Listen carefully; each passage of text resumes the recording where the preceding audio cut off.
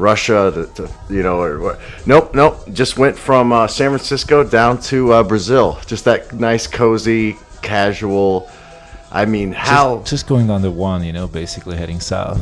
Just you took the one down through Mexico and then all the way down. And okay, so let's not get ahead of ourselves. One, it's awesome to see you. I haven't, listeners, I haven't seen Peter in face to face in probably 6 years, maybe 7 years. It's been at least that. Yeah. At least it's been a while. And so he's back in Los Angeles, and I wanted to have him come on and talk about not only the bike ride itself and just the physical components that go to that, but actually why you were doing the bike ride, which I guess we can go ahead and just get into that now. So why did you get on a bike and ride 14,000 miles? Well, what's the best way? What's the best way? First place to start here. One, you like biking. The best place for me to start in exactly on that would be you have to go back all the way to Austria. Okay. So, as your listeners can probably tell already now, after 30 seconds, there's a ridiculous Arnoldian accent going on here. It's not that bad. It's getting to my chopper, man. But yes, picking up some sort of Austrian accent, possibly. Yes. So yeah, I grew up in Vienna, and my parents were kind of hippies when I was a kid, and so they would take us to this hippie commune in the center of Vienna, which is called the Vuk.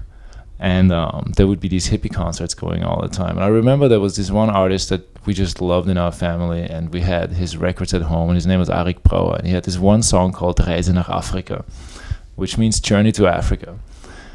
And it's basically about him riding his bicycle to Africa and then back to Austria. And I've literally been listening to this song since I've been 6 years old. I kid you not. So that planted the seeds. It's possible in my head. It's just like it's just this seeking of what's somewhere else. And then my parents are incredible travelers. They've taken me to the States when I was 8 years old for the first time, with this big road trip. But literally, like, what's that movie with Vacation? Vacation with Chevy Chase. Literally, we had the Buick station wagon with the wood paneling. And I didn't even know, man. I came to the States like 20 years later when I was living with you, right? And I'm watching this movie for the first time in my life. And there's the fucking like truck. There's the fucking Buick station wagon. I'm like, oh my God, that's my family. I have pictures in my head where we're just standing around the Buick in Monument Valley, my dad's like drinking a Coke. And that's the station wagon. The kids running around. Just the exact same image. It's exactly the same thing. So I think this traveling bug just comes from that. And then, the bicycle thing, literally, when I go on road trips, man, you remember this. I used to have a white Bronco. Yeah. I would go and head into the desert here in Southern California. That's the kind of music I would put on. I would listen to Arik Brouwer playing his fucking songs, and I would just be dreaming of. No, okay. What's this guy's name? Arik Brouwer. Okay, spell that for me if you can. A-R-I. A-R-I. K. Okay. And that's the first name, and then the second name is Brouwer. It's this B-R-A-U-E-R.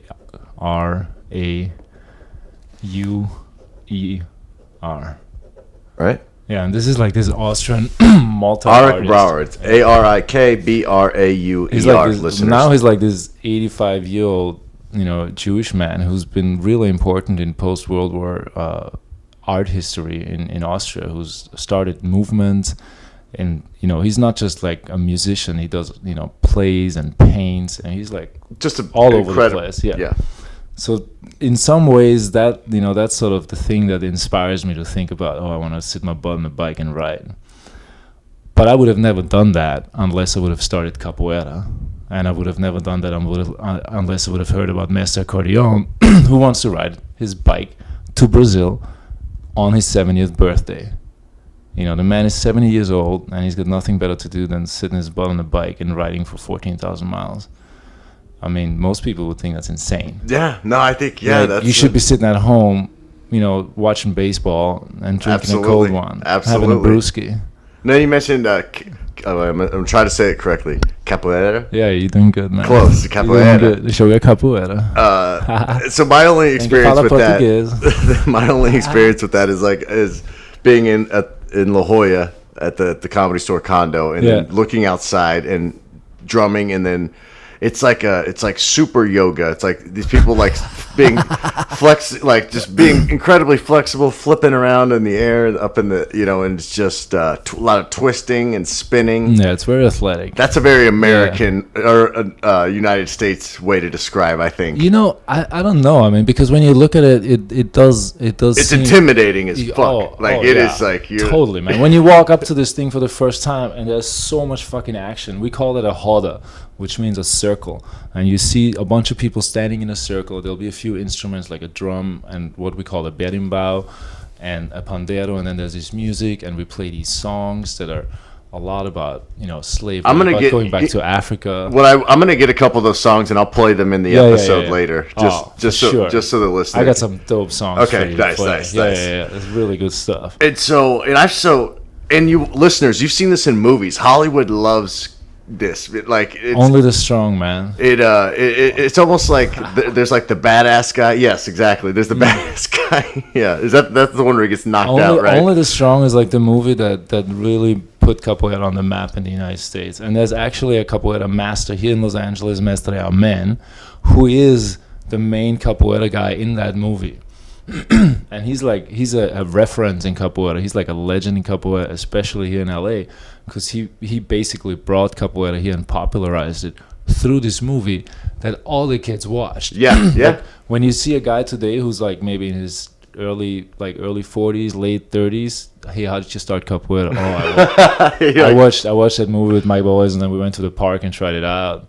And we were just looking for it, and at some point somebody showed up, and we saw, oh shit, there's capoeira, let's go train. And that's how it started. Is it a form of jiu-jitsu, or is it like what is it? Where is it classified? I guess that's what I'm trying to figure out. Is it like a yoga zen? Because I know that's got to be part of it. I mean, straight up, it's a martial art. Okay, it's a martial art, and if you would look for a difference between, obviously I don't have a lot of years in capoeira, nor in many other martial arts, so people, please take this with a grain of salt. My opinion is the one big difference between capoeira and other martial arts is that we don't generally block any kicks or any punches. First of all, we don't punch. And then second of all, when an attack is coming at us, when somebody's kicking us, for example, we get out of the way instead of blocking it. And so by making an escape, what we call an esquiver, we initiate a counterattack. And then so this flow starts happening where you try to kick me, I get under your kick, then I bring my kick, well, you have to get out of the way. And so this back and forth happens, this conversation. And we feel like this is a really unique thing in the world of capoeira, because you are sparring with each other, so to speak. We call it playing, but at the same time, you're trying to get each other. Like, I'm trying to kick you. If you don't get out of the way, I'm going to kick you. And that's the point. And so, but you can get out of the way. And so if you get out of the way just in time, and then you initiate your kick, and so this back and forth starts happening. That sounds like a great game, because you know exactly where you got to be to not get kicked. And so it's like you're constantly pushing yourself, and whether that's speeding up, I guess, is like the more experience, it goes faster and faster.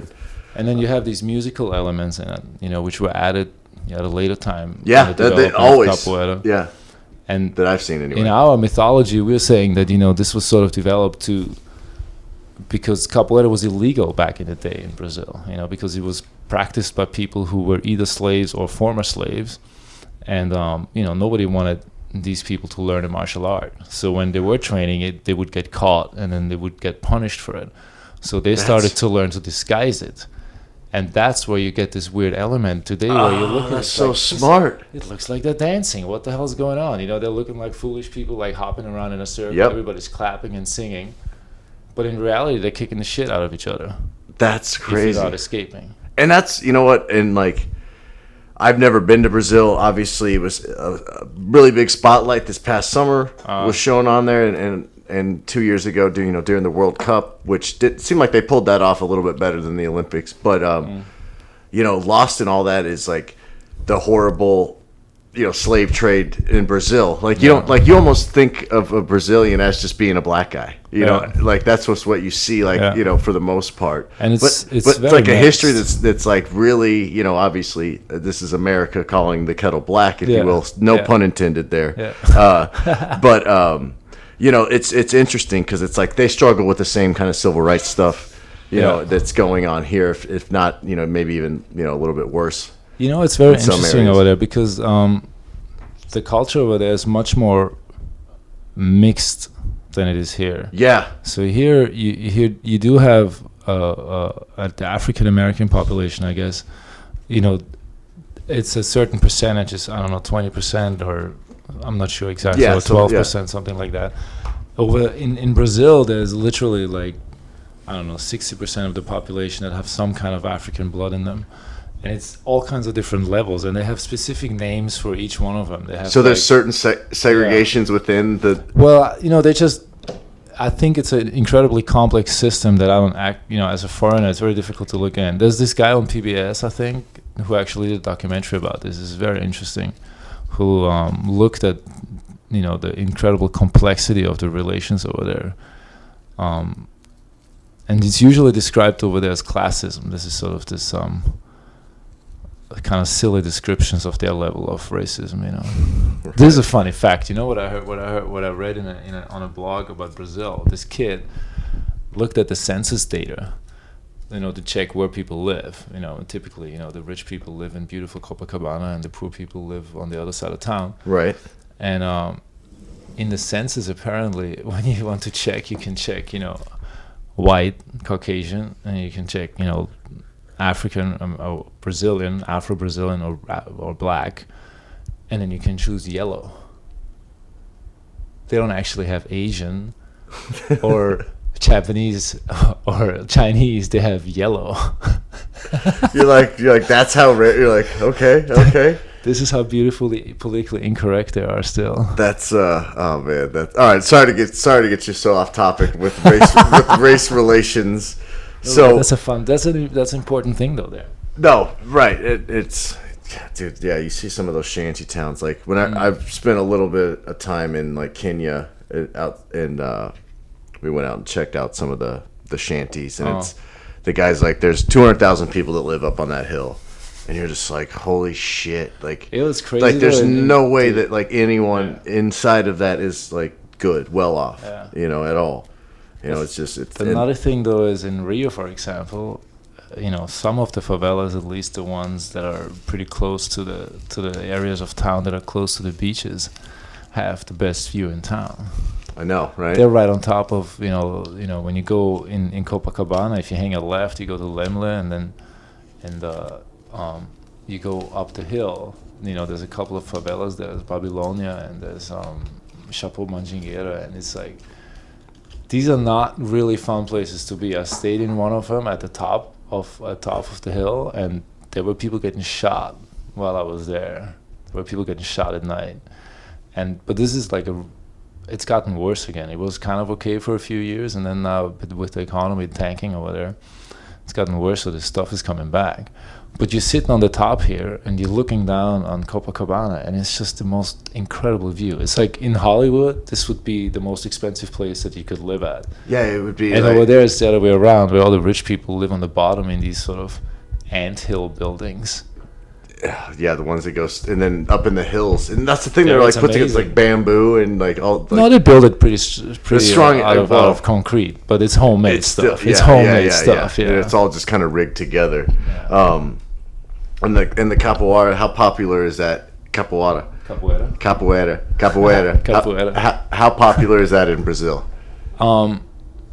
I think, like, as you make your way through South America, does it increase in popularity? Yeah, or? I mean, so it waxes and wanes. So generally, capoeira is such a new thing. It came out of Brazil only about maybe 40, 50 years ago. And this is one of the things that Master Accordion wanted to examine when he went on this bicycle trip. He wanted to check the development of capoeira and how it grew out of Brazil into the Americas.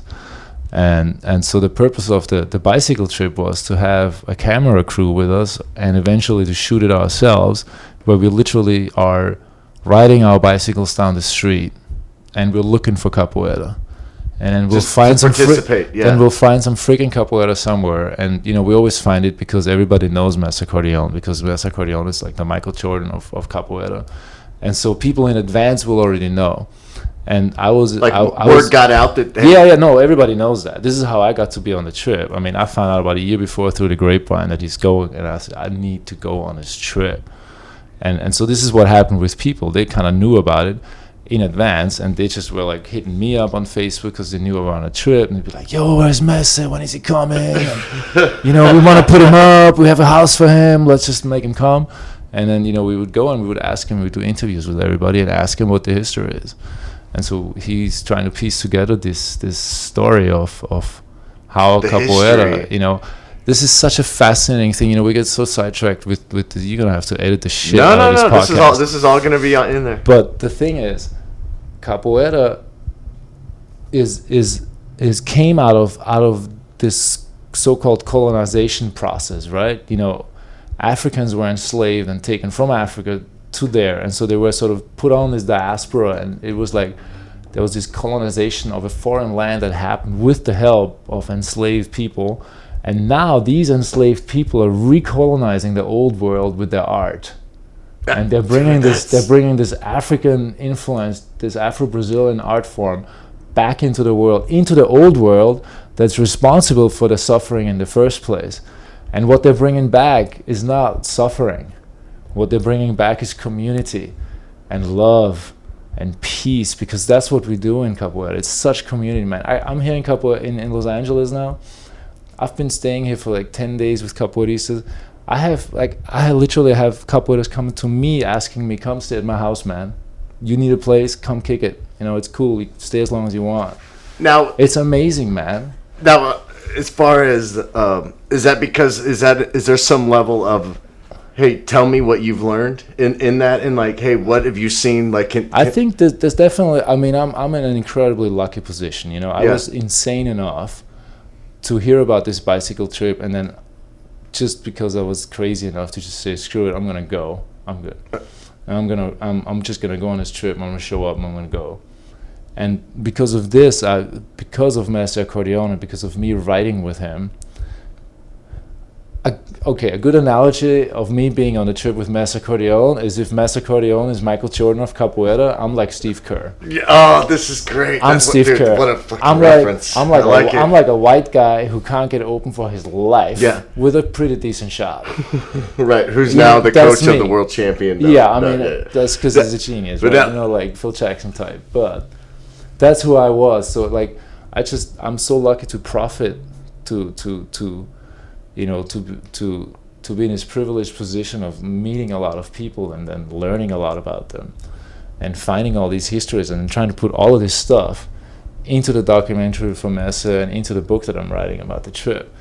And, it's really fantastic. Which listeners, I'll post it up on Twitter, but if you go to Peter has a website where he's written some stories about the travels and some other things too, but it's PeterIlletschko. It's PeterIlletschko.com, and that's why I said I'll put the link up.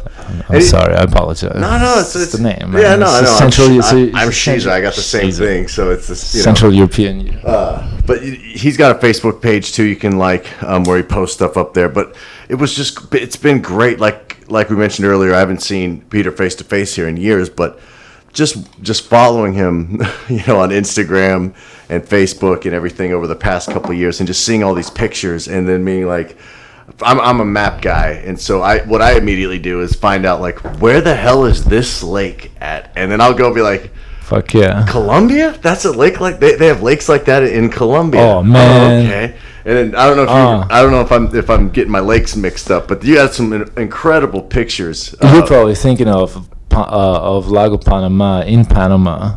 Yes, I think. Oh, no, it's not Panama. It's Nicaragua. It's Lago Nicaragua. That's the one it is. And then there's Lago Nicaragua. Yes, there's Omotepe in the middle. This island, this beautiful island with two volcanoes. These two shield volcanoes that are right next to each other, connected on the bottom with little clouds of sulfur rising from the activity on the top. It's silly. There's a little hippie community on the bottom where you can go and do yoga and kick it.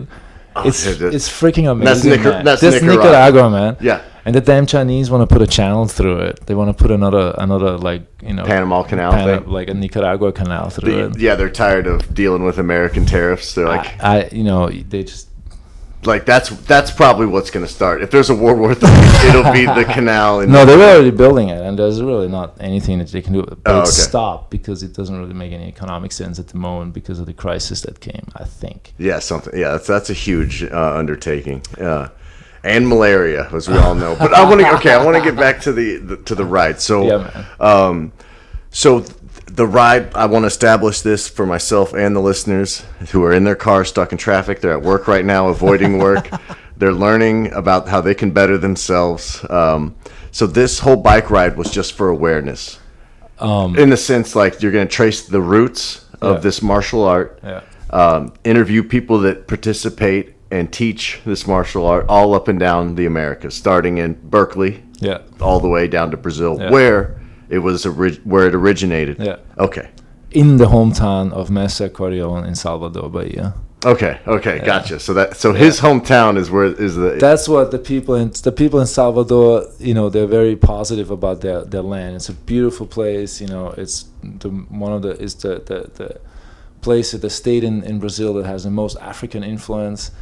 What's interesting about Brazil, for example, in the slavery times that happened there were whole villages of runaway slaves in the jungles, because over there you could actually hide in the jungle. Yeah, no one was going after you. They couldn't find you. So there was a city called, Dos Palmares, and it's a quilombo is what they call these runaway slave communities. And this city existed for tens of years. It's like 70 years, 100 years, 10,000 people living there. No one's they're like, fine. And this is where the culture was maintained that came out of Africa, and that's why it's so important that Bahia is the way it is today, because it is one of the few repositories in the world where you actually have kind of a pretty direct connection to African heritage that you don't have in the United States of America. The only place in America, actually, off the there's a couple Channel Islands off the coast of Georgia. All right. And the community there. The only reason I even know about this is because one of the people that live on the island ended up playing for the Chiefs and being a football player. All right. But it's the same thing. It's very since they were off on this island, and a lot of the people stayed there for their entire lives. So the cultures were passed down directly, and there wasn't a lot of outside influence. So they remained kind of true to their origins. They didn't. There wasn't that much influence coming in, so they kind of remained the same things that they were, 150, 200 years ago, only separated by 2 miles of water. You know what I mean? Kind of like a Galapagos Island kind of, kind of effect. All right, so physically, how did you prepare for this? Do you immediately go out? Like, do you start putting, like, I'm going to ride 100 miles a week? Or, because what was your pace, 100 miles a day? Or So usually the way people want to ride is they want to be going maybe 4 to 5 days a week, and then you want to take 1 or 2 days rest, and then you want to ride 4 or 5 days, and you want to take a day rest and ride 4 or 5 and have a take. You don't want to keep riding all the time. Your body's going to fall apart.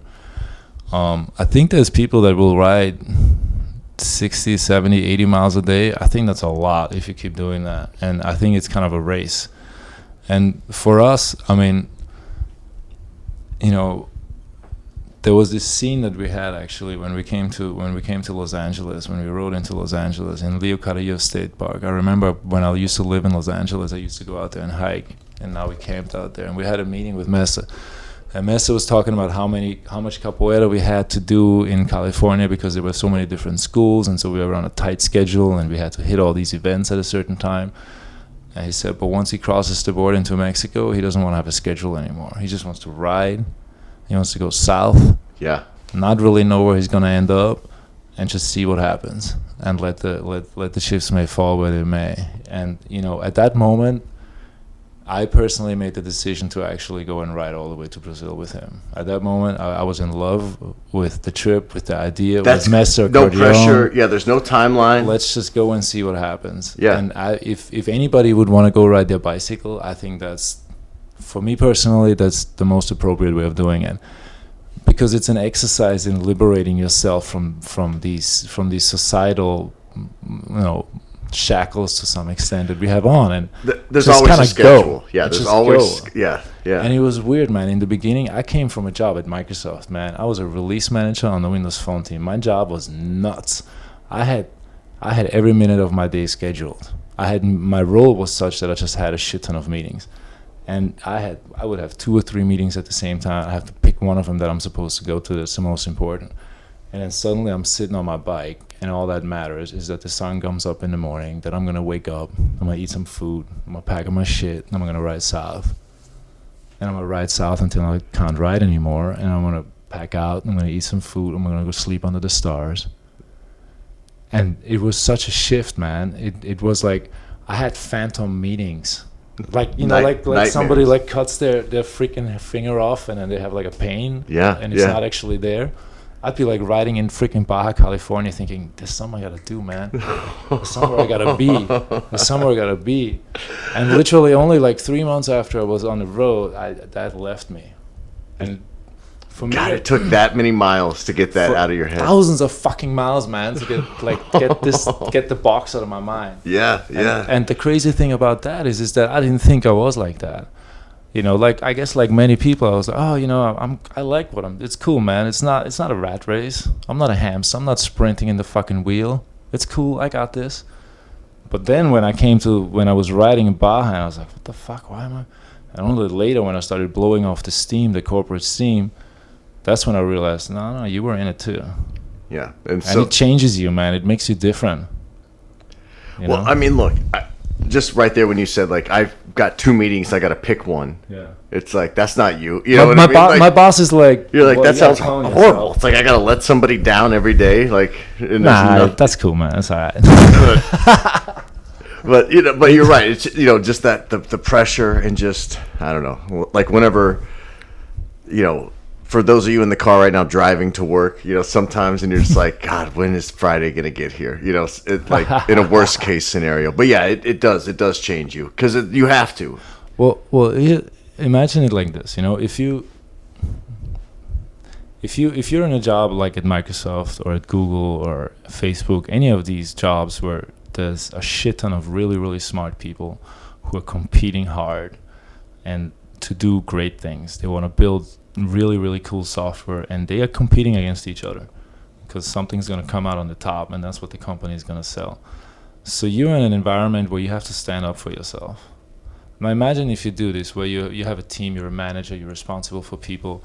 They kind of depend on you to defend the project that you're working on against other people on your level to your boss, who's then defending his budget and so on, all the way to Satya. Yeah. So this is a competition. This is not like some bureaucracy where you're just sitting there and going, no, I'm just going to do this. Like, oh, really? How are you going to spend $1 million I'm giving you? What are you going to build? How are you going to make money with that? Yeah. What's the outcome going to be? So there's competition, and you gotta man up. You gotta woman up. You can't be a pushover. If you're a pushover, your shit's not going to get done.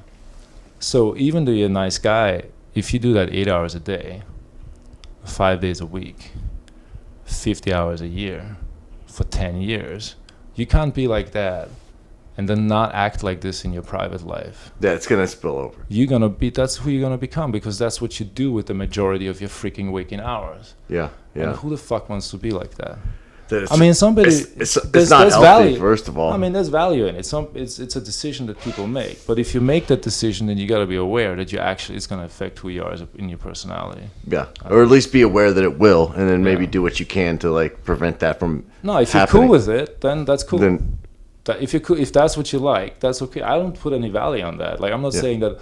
Oh, I went and rode my bicycle and now I'm free, and look at all you dicks you're sitting at work.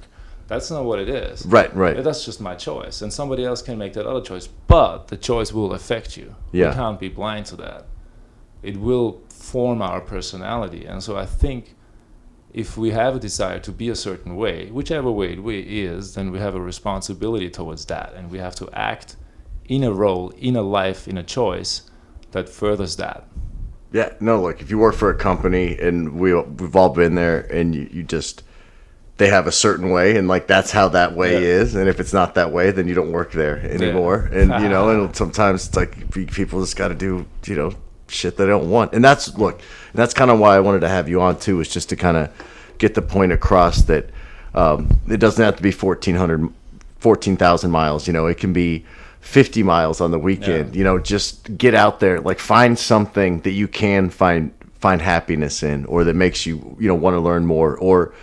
One good side thing that I'm picking up here as you're talking is like just meeting new people, different people. You know, that's one of the good things too when you get out and actually, live outside your For world, sure, your man. bubble. You're exposed to all sorts of different, different people out there. Yeah. And I think that's right now in America, that's a big problem. Both sides.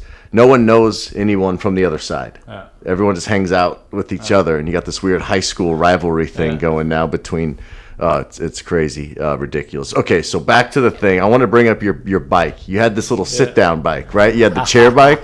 What was up with the chair? You started with the chair bike, right? Did I gather that correct? We need to start at the beginning now. Okay. We need to go back to All right, so rewind. We're back in Berkeley. We need to rewind. We're back in We're Berkeley. before Berkeley. So I'm in Seattle, and I'm working at this job at Microsoft, and we're about 3 months away from shipping the product.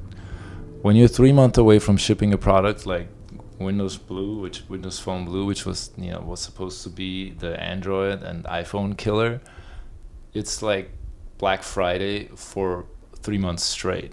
You just work all the fucking time. That's what you do. You work. Right around that time, I heard about Master Cordion going on this trip before already a while, and I would always dream. I was like, man, maybe I can go on this trip. How can I get on this trip? But I thought I can't go because I'm not in Master Cordion's group of Capoeira. His group is UCA, United Capoeira Association. I'm training with Grupo Candeias in Seattle.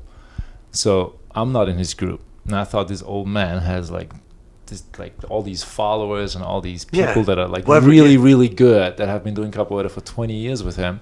There's no way I can go on this freaking trip. These amazing people are going to support their master in this life's work that he's about to start. Yeah. Right? Yeah. And so I was of the opinion there's no way I can make it on this freaking trip.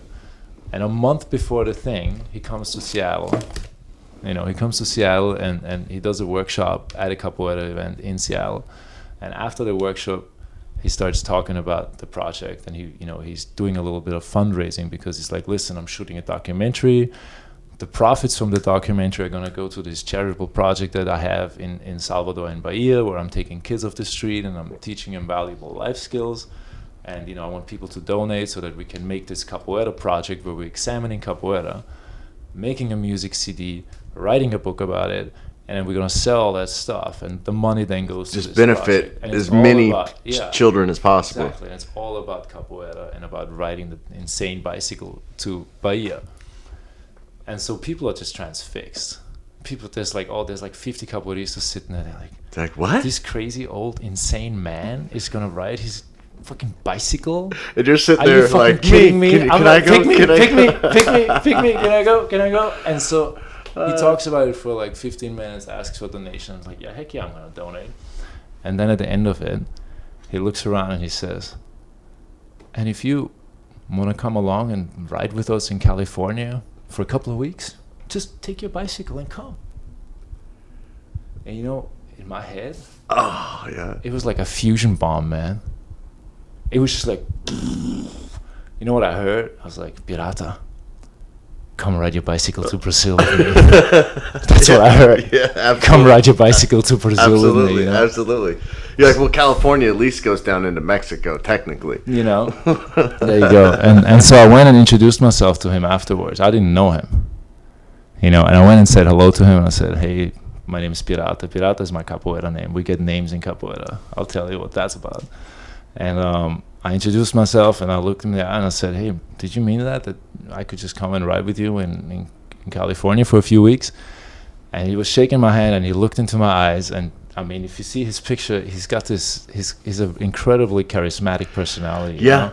And the most interesting man in the world type. Totally, man. Look to him, absolutely. And he just looked into my soul, man. He just looked at me for 3 seconds, and he said, write me a letter. You're like, okay. And I was like, okay, I can do that. Yeah, I'll pay for the stamps, everything. Do everything. Postage, return. I'll do it. And I wrote him an application letter, and then I wrote that letter all night long. That was the toughest application letter of my life, man. I wrote application letters to university, to freaking Microsoft, to Google, to Intel, all these freaking companies. Some of them more successful than others. A lot of them sucked. This was the hardest one I've ever wrote. I really want to fucking go on this trip. Yeah, you care about this more than anything. It's like riding bicycle, capoeira, cultures. I've been stuck in a fucking office for 5 years. I mean, you remember me. I was contracting for a year, and I'd take 3 months off and go travel. I'd contract for a year, go travel. And suddenly I was stuck in Seattle in a box, which is good timing, during the crisis and all that. Save a little bit of money. But I needed to move, man. Yeah, you're going stir crazy. That explains it. I mean, so being boxed up for 5 years, that was the longest time I stayed anywhere in my adult life. Yeah. But it's beautiful up there. I love Seattle, man. The people, the place is really amazing. It's a good area. And you've been up there. I like it. Right? Yeah, I just try to go when it's sunny, not raining. You go to Index, I know. I've been to Index. Index is the shit. I love Index. And Gold Bar. Dude, been to Gold Bar. It's the best. My buddy's got a cabin right on whatever that river is that runs through Index. Yeah, we would roll up there and go skiing on Stevens Pass. That's where we go. Oh, okay. Yeah. Leavenworth, that's one of my all-time favorites. Leavenworth is a good time, especially during Oktoberfest. Yeah, that's right. No, it's a good area. So I needed to get out of there, man. I mean, it was beautiful. And so at this point, you have like he said, California, and then he's starting in 5 weeks from that. He's basically starting in 4 weeks at that point. He's supposed to leave on Labor Day in 2013, and this is at the beginning of August or something. And so I'm writing him this letter, and I think I'm never going to hear from this guy again. He's so busy. I get a letter from him. A half hour later, I get an email. Like, it's all emails, right? And he says, "Oh, Pirata, you sound amazing. I'd love to have you on the trip." And I'm like, "Oh, fuck, I'm getting a bike." Yeah, I got to. And then he goes, "But there's 10 other people who are going on this trip, and I can't make this decision by myself. And so I got to, like, farm this out to everybody and get everybody's opinion, and then I'll let you know." And I was like, okay, that makes sense in a way, except he's Mesa Cardion, and Mesa Cardion doesn't ask anyone for anyone's opinion when he wants to do something. But he's got this democratic streak where he actually asks his student, which is very unusual for a Capoeira master. He will ask him, like, what do you think about this stuff? He'll ask him to take responsibility for it or whatever, and then he'll make a decision. And that's that. So, but I didn't know those things at that time. I didn't know him at all. I was like, this is just Capoeira God, and I'm just, please take me along on your amazing pilgrimage to the gods of Capoeira, right? And so he's basically saying yes and no in the same letter without really saying yes and no. And so then I wait. And I wait a few days, and I wait a week, and nothing happens. I wait another week, and I just don't hear anything. So I go up to my instructor, and I ask my instructor, "Hey, man, he's a Brazilian guy. He knows the way this shit works. I don't know. I haven't heard anything. What do you think is happening?" And he's like, "I don't know." 2 hours later, this guy calls me from Utah. In Utah, there's a Capoeira group that we're friendly with. And there's a Capoeira dude in Utah. His name is Boom. He's the only guy in the whole world of Capoeira, outside of UCA, outside of Mesa Cordion's group, who gets to go on this trip, because he wrote Master a letter 6 months before, and he asked to go. But he's a Capoeira badass. He's been doing Capoeira for years, and he was like way better. So but you knew who this dude? I knew him because we were friendly with this group. But I wasn't going to write Messi a letter because I'd been doing Capoeira for like a year and a half at that time. Yeah. And he'd been doing Capoeira for 7 years or something. So I was like, I can't go. I don't have the right. So he calls me up. But then, I talked to Messi. I was like, come along. I was like, yeah. Oh, okay. Yeah. But I was waiting for the response from Messi, and then Boom calls me, and he says this. It's like, "Yo, Pirata, you got your bike yet?" And I'm like, "Nah, dude, I don't have my fucking bike. I didn't hear anything from these guys. It's like 2 weeks away from the trip. I haven't heard anything, man. It's too good to be true. I just can't go." And he's like, "Listen, this is what you're gonna do. I'm gonna send you a list of 200 items that these cats at UCA put together, which is basically like a camping outfit for like a year of camping out on the street on your bicycle. 200 items. You go and get all this shit. You go and get yourself a bicycle. On the event, when the event's happening on the weekend of the Labor Day, you're gonna get yourself down to fucking Berkeley. When everybody gets in line behind Mesa on their bicycles, you get in line behind Mesa. And when they're fucking riding out of town, you ride out of town. And you're gonna ride until Mesa tells you to go home." And I was baffled. You're like, yeah. I was like, "What the fuck did you just say, man?" It's like, I'm crazy, but what the fuck? No. He's like, no, it's gonna be okay. I was like, "No, man. Yeah, like, I don't want to crash this party. White people don't do this shit. Yeah. That's we make fucking plans. Yeah. We got to. We have like laminated folders and shit when we go on a trip like this. Yeah, that's like, I can't just wing a year. Like, maybe a weekend, sure. Yeah, I'll go up to Lake Arrowhead with you, but I got to know what's going on. Never met these people before in my life.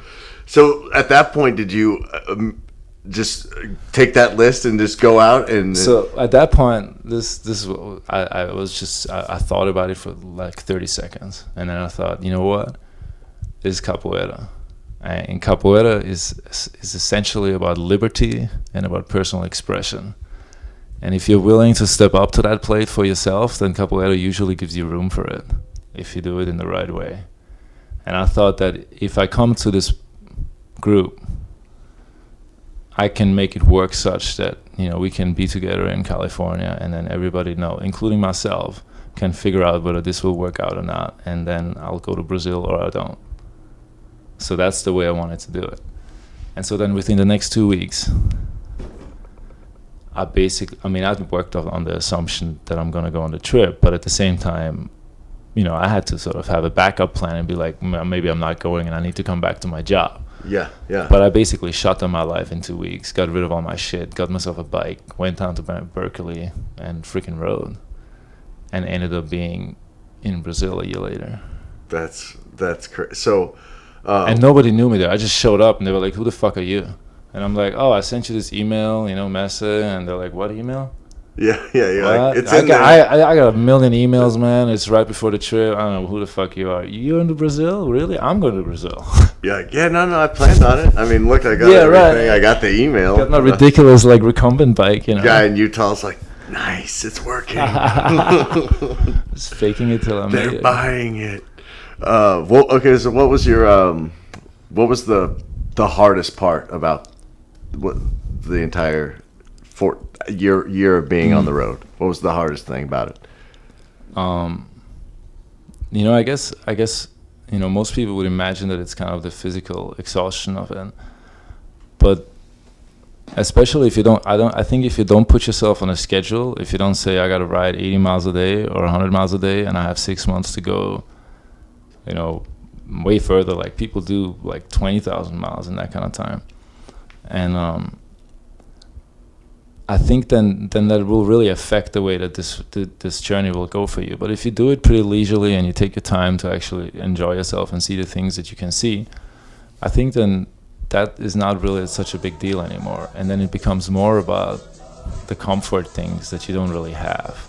Yeah, you know, like okay. we were taking bucket showers for months, you know, we were like just sitting somewhere, like we're coming somewhere, there's no food, you know, there's nowhere to shower, just like a river somewhere, maybe we'll jump in the river, you know, we'll put up tents and we'll cook out and we'll basically camp out. And it was amazing. I loved it. I mean, this is that's super cool life. But if you do it for 6 months, you know, maybe some people wouldn't really be into it.